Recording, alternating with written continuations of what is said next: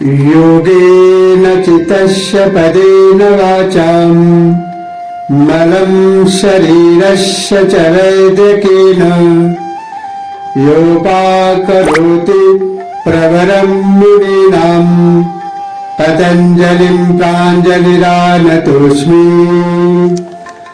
आवाहु पुरुषाकरं शङ्खचक्रशिधारिणं सहस्रशीर्षं श्वेतं प्रणमामि पतंजलि। आज का विषय है योग दर्शन साधन पाठ। महर्षि पतंजलि कृत योग दर्शन भारतीय 6 दर्शनों में से एक प्रमुख दर्शन है। योग के संपूर्ण वैज्ञानिक एवं आध्यात्मिक पक्ष को सूत्रकार ने 4 पादों में समाहित किया है। समाधि पाद फर्स्ट लेसन, साधन पाद सेकंड लेसन, विभूति पाद थर्ड लेसन, कैवल्य पाद फोर्थ लेसन।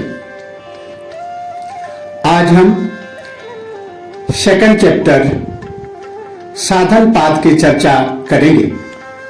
इस पाद में योग के प्रारंभिक साधन के लिए योग के विभिन्न साधनों का वर्णन किया गया है। इसलिए इसका नाम साधन पाद है। इसमें क्रिया योग का स्वरूप, अविद्या आदि 5 क्लेश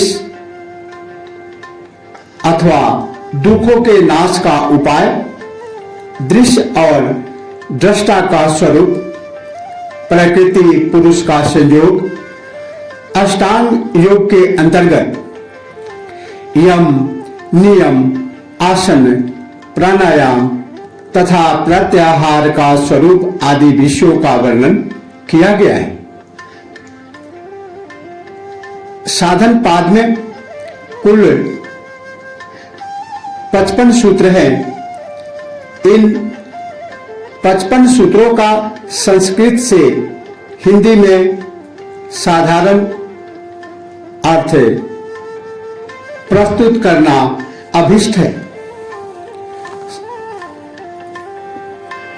योग दर्शन साधन पाद पातंजल योग सूत्र 1। तपस्वाध्यायेश्वर प्रणिधानानि क्रिया योगः, अर्थात तप, स्वाध्याय और ईश्वर शरणागति ये तीनों क्रिया योग है। सूत्र 2। समाधि भावनार्थ क्लेश तनु करणार्थश्च, यह क्रिया योग समाधि की सिद्धि करने वाला और अविद्या आदि क्लेशों को छीन करने वाला है। सूत्र 3। अविद्या अस्मिता राग द्वेषाभिनिवेशः क्लेशः, अविद्या, अस्मिता, राग, द्वेष और अभिनिवेश ये 5 क्लेश है। सूत्र 4। अविद्या क्षेत्र मूतरेषां प्रसुप्त तनु विच्छिन्नो धारणम्, प्रसुप्त, शिथिल, दबे हुए और कार्य प्रवृत्त अस्मिता, राग, द्वेष तथा अभिनिवेश क्लेशों की उत्पत्ति भूमि अविद्या है। सूत्र 5। अनित्य सूचि दुःखानामसु नित्य सूचि सुखात्म ख्याति रविद्या, अनित्य, अपवित्र, दुख और अनात्मा में नित्य पवित्र सुख और आत्मभाव की प्रतीति अविद्या है। सूत्र 6 दृग्दर्शन शक्त्योरेकात्म तेवास्मिता।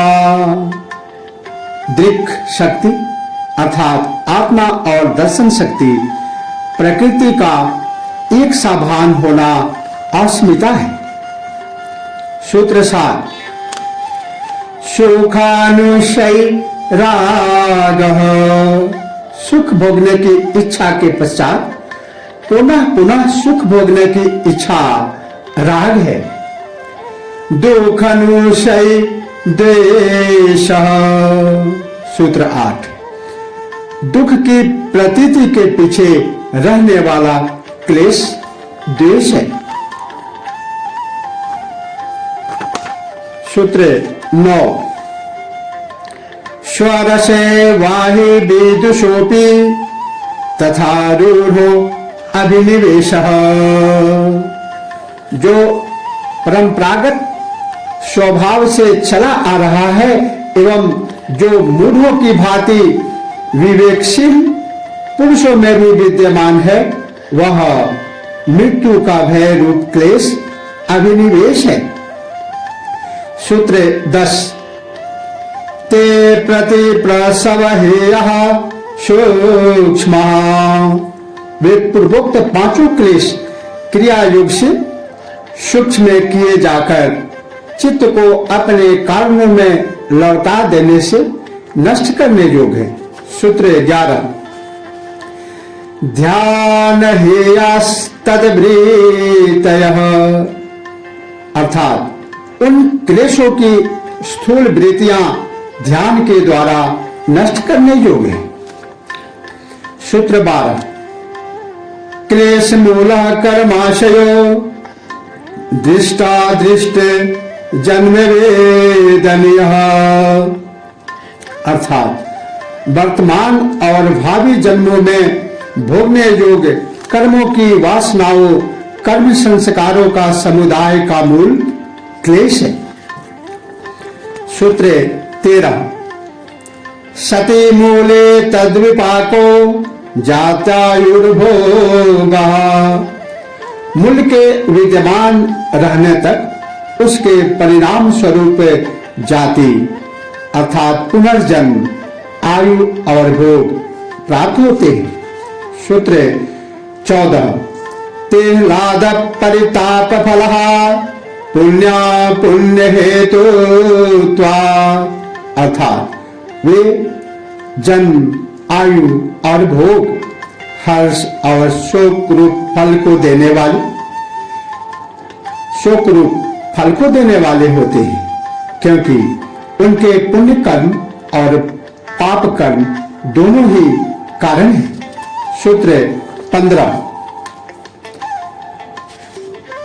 परिणाम ताप संस्कार दुखैर गुण वृत्ति विरोधाश्च दुखमेव सर विवेकिनः। परिणाम दुख, तप दुख और संस्कार दुख, ऐसे तीनों प्रकार के दुख सब में विद्यमान रहने के कारण और तीनों गुण सत्व रज तम गुण की प्रवृत्तियों में परस्पर विरोध होने के कारण विवेकी के लिए सबके सब दुख रूप ही है। सूत्र 16 हेयम दुख मनागतम। हेयम दुख मनागतम अर्थात आने वाला दुख नष्ट करने योग्य है, इसे नष्ट किया जा सकता है। सूत्र 17 दृष्टा दृष्टयो संयोगे हेय हेतुः। अर्थात दृष्टा और दृश्य का संयोग दुख का कारण है। सूत्र 18 प्रकाश क्रिया स्थितिशीलम भूतेन्द्रियात्मकम भोगा पवर्गार्थम दृश्यम। प्रकाश क्रिया और स्थिति जिसका स्वभाव है भूत और इंद्रिया जिसका स्वरूप है, पुरुष के लिए भोग और मुक्ति का संपादन करना ही जिनका प्रयोजन है, ऐसा दृश्य है। सूत्र 19। विशेषा विशेष लिंग मात्रा लिंगानि गुण पर्वाणि। विशेष अविशेष लिंग मात्र और अलिंग, ये 4 गुणों की अवस्थाएं हैं। सूत्र 20। दृष्टा दृश्य मात्रा शोधोपि प्रत्यायुनुपश्यः। अर्थात चेतन मात्र आत्मा दृष्टा यद्यपि स्वभाव से सर्वथा शुद्ध निर्विकार है, तो भी बुद्धि वृत्ति के अनुरूप देखने वाला है। सूत्र 21। तदर्थ एव दृश्यशात्मा। उक्त दृश्य का स्वरूप उस दृष्टा आत्मा के लिए ही है। सूत्र 22।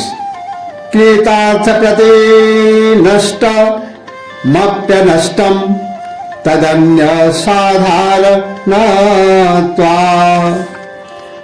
अर्थात सिद्ध पुरुष के लिए यह दृश्य नष्ट होता हुआ भी अन्य साधारणों के लिए वह नष्ट नहीं हुआ है। सूत्र 23। स्व स्वमेशक्तयोः स्वरूपोपलब्धि हेतु संयोग। स्वशक्ति अर्थात प्रकृति और स्वामी शक्ति अर्थात पुरुष के स्वरूप की प्राप्ति के लिए ही इन दोनों का संयोग हुआ है। सूत्र 24। तस्य हेतु रविद्या। अर्थात उस संयोग का कारण अविद्या है, अज्ञान है, आवरण है। सूत्र 25। तद्भावा संयोगा भावो हानम तदृशे कैवल्यम। इस अविद्या के अभाव में संयोग का अभाव हो जाता है, जिसे हान पुनर्जन्म आदि भावी दुखों का अंत कहते हैं। वही चेतन आत्मा का कैवल्य है। सूत्र 26। विवेख्यातिरविप्लवा हानोपायः। निश्चल और निर्दोष विवेक ज्ञान हान का उपाय है। सूत्र 27। तस्य सप्तधा प्रांत भूमि प्रज्ञा। जिस पुरुष की 7 प्रकार की सबसे ऊंची अवस्था वाली बुद्धि होती है, वह प्रज्ञा है। सूत्र 28।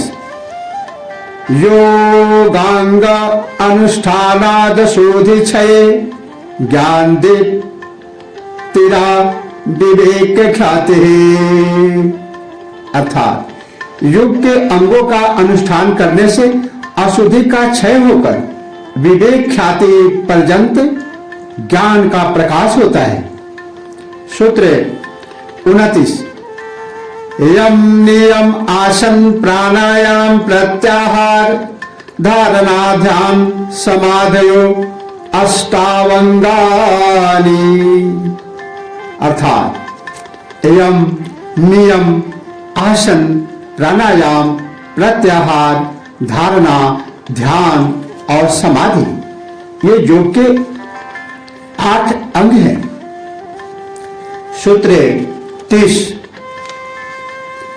अहिंसा सत्यास्तेय ब्रह्मचर्य अपरिग्रह यमा। अहिंसा सत्य अस्तेय चोरी न करना, ब्रह्मचर्य अपरिग्रह अर्थात आवश्यकता से ज्यादा धन संग्रह न करना अथवा धन को बुरे कार्यों में खर्च न करना, ये 5 यम है। सूत्र 31 जाति देश काल समयानवच्छिन्नः सार्वभौमा महाव्रतम। उक्त यम जाति देश काल और समय की सीमा से रहित सार्वभौम होने पर यह महाव्रत हो जाते हैं।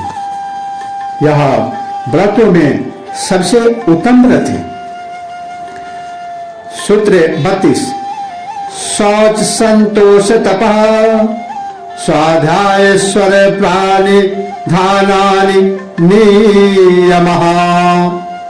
शौच अर्थात अंतर और बाह्य पवित्रता, संतोष, तप, स्वाध्याय और ईश्वर शरणागति, ये 5 नियम हैं।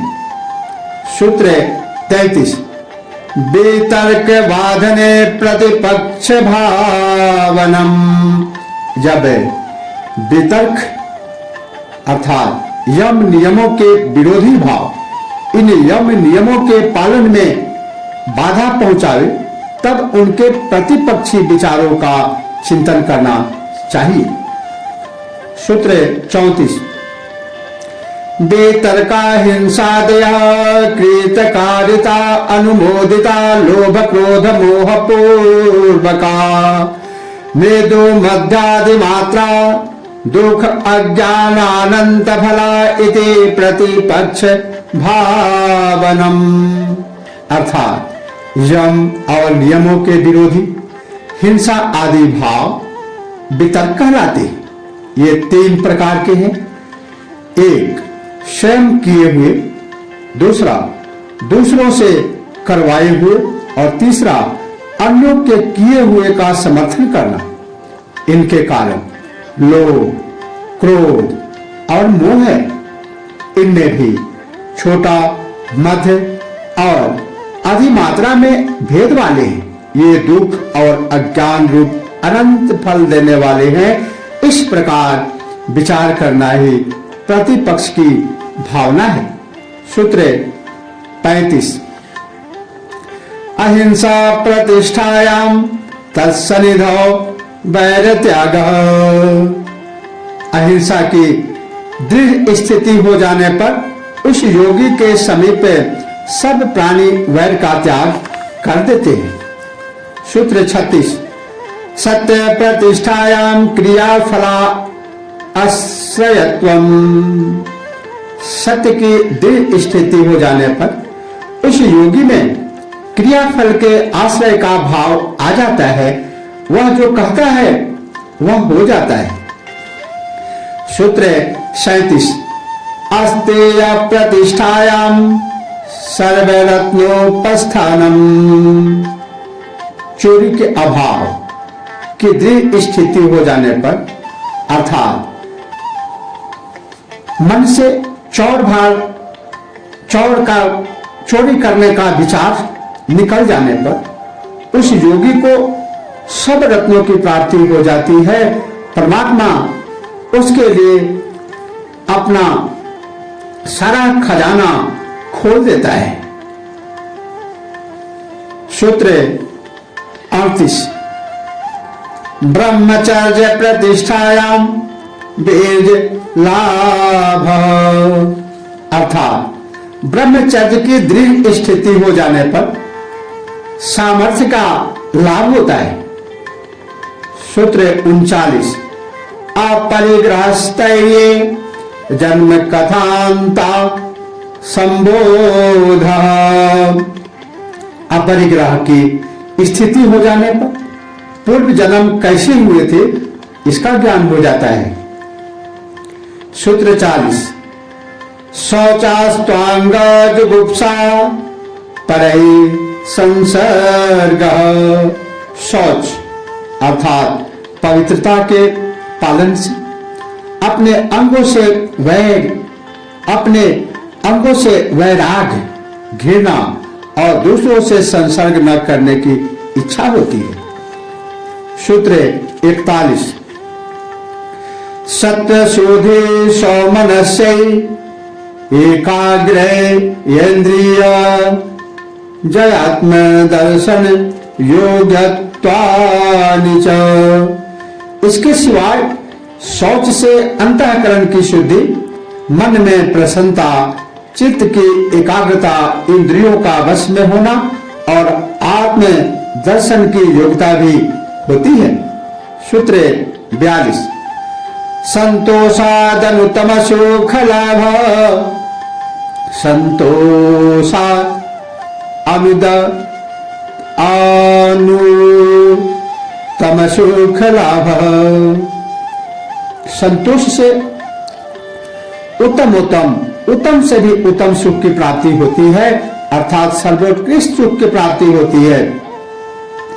सूत्र 43 कायेन्द्रिय सिद्धिर शुद्धि क्षया तपसः।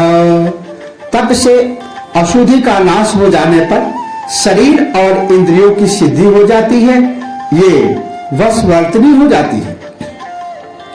सूत्र 44 स्वाध्यायादिष्ट देवता संप्रयोगः। स्वाध्याय से इष्ट देवता का साक्षात्कार होता है। सूत्र 45 समाधि सिद्धि ईश्वर प्रणिधानात्। ईश्वर प्रणिधान से समाधि की सिद्धि हो जाती है। सूत्र 46 स्थिर सुखमासनम। स्थिर और सुख पूर्वक जिसमें बैठा जा सके वह आसन है। सूत्र 47 प्रयत्न शैथिल्यानां तप समापति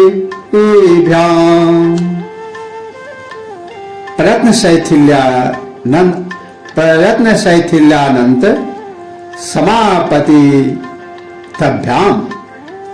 उक्त आसन प्रयत्न की शिथिलता से और अनंत परमात्मा में मन लगाने से सिद्ध हो जाता है। ततो द्वंद्वा न विघातः। उस आसन की सिद्धि से सर्दी, गर्मी, भूख, प्यास, हर्ष, विषाद आदि द्वंद्वों का आघात नहीं लगता। सूत्र 49 तस्मिन् सति श्वास प्रश्वासयोर्गति विच्छेदः प्राणायामः। उस आसन की सिद्धि होने पर श्वास प्रश्वास की गति का रुक जाना प्राणायाम है। सूत्र 50 बाह्याभ्यंतरस्तंभ भीति देश काल संख्या भी परिदृष्टो दीर्घ सूक्ष्म। अर्थात बाह्य, अभ्यंतर और स्तंभ वृत्ति वाला प्राणायाम देश, काल और संख्या से देखा गया लंबा और हल्का होता है। सूत्र 51 बाह्याभ्यंतर विषयाक्षेपी चतुर्थः। अर्थात बाहर और भीतर के विषयों का त्याग कर देने से अपने आप होने वाला चौथा प्राणायाम है। सूत्र 52 ततः क्षीयते प्रकाशावरणम। उससे प्राणायाम के अभ्यास से ज्ञान रूपी प्रकाश को ढकने वाला जो अज्ञान का आवरण है वह छीन हो जाता है। सूत्र 53 धारणासु च योग्यता मनसः। धारणासु च योग्यता मनसः। प्राणायाम की सिद्धि से मन में धारणा की योग्यता आ जाती है। सूत्र 54 स्विषय संप्रयोगे चेतस्य स्वरूपानुकार इवेन्द्रियाणां प्रत्याहारः। अर्थात जब इंद्रियों का शब्द आदि स्व विषयों से संबंध नहीं रहता तब उनका चित्त के स्वरूप में तदाकार सा हो जाना प्रत्याहार है। सूत्र 55 और साधन पाद का अंतिम सूत्र, ततः प्रमावश्यतेन्द्रियाणाम्, इस प्रत्याहार से इंद्रियां पूर्ण वशवर्तिनी होती है। इसी के साथ योग दर्शन साधन पाद का यह अंतिम सूत्र समाप्त होता है, संपन्न होता है। इसी के साथ ओम नमः शिवाय। जय श्री कृष्ण।